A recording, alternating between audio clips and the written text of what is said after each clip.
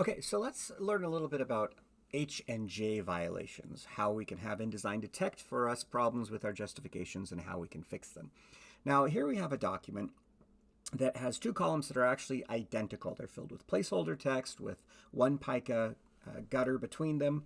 And what we're going to have to do first is tell InDesign that we want to see the H&J violations. So to do that, we're going to click on InDesign up in the upper left-hand corner, and Preferences, and then Composition. Okay. And in Composition, one of the items that we have is H&J violations, hyphenation and justification violations. After we've said we want to see that, then we're going to go ahead and click on Units and Increments in the Preferences.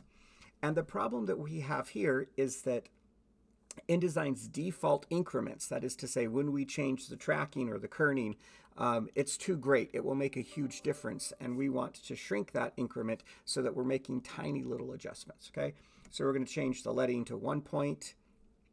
We're going to change the baseline shift, this is important, to 0.0 or 0.1 points. That means that when we change things, it's going to change just a little bit, and the kerning and tracking to 0.01. Actually, if you try that, it's going to tell you that it doesn't like it. And so just change your kerning and tracking to 1/1000th of an EM and click OK. Now, we're not seeing anything happen here, and that is because the text isn't justified. Because even though we have, under Composition, H&J violations checked, there can't be any justification violations unless the text is justified. So let's go ahead and justify this text in the left-hand pane. Okay. And now what you're seeing is InDesign is highlighting certain lines saying, I think the spacing between these words is too great. And it's generally correct. Now let's justify the other column so you can see they're exactly the same. And what we're going to do is we're going to adjust the tracking in the left-hand column on a paragraph-by-paragraph basis to hopefully get rid of some of those large spaces between words. Now, when you hit W and you go into preview mode like we are here, you can see that the H&J violations disappear. They're not indicated. And so if you're not seeing any even after you have justified your text, go ahead and hit the W key and see if you're actually in preview mode.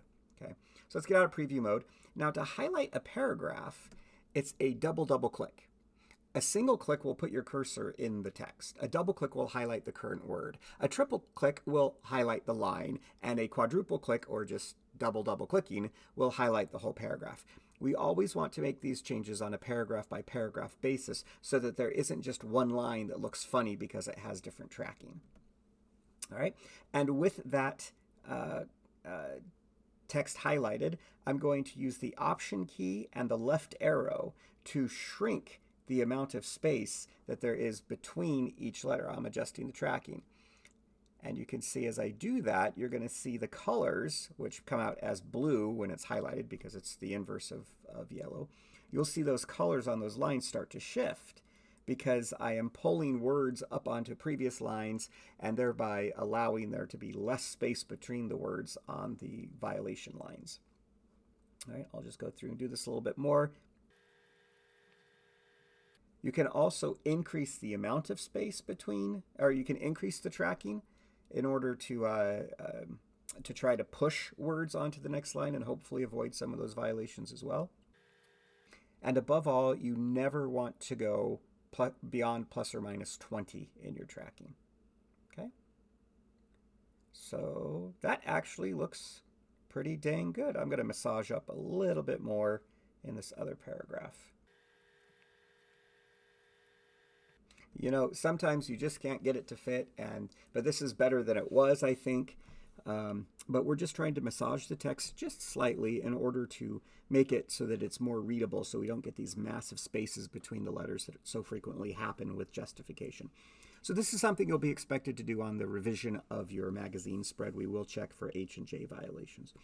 So let me or Maria know if you have any questions.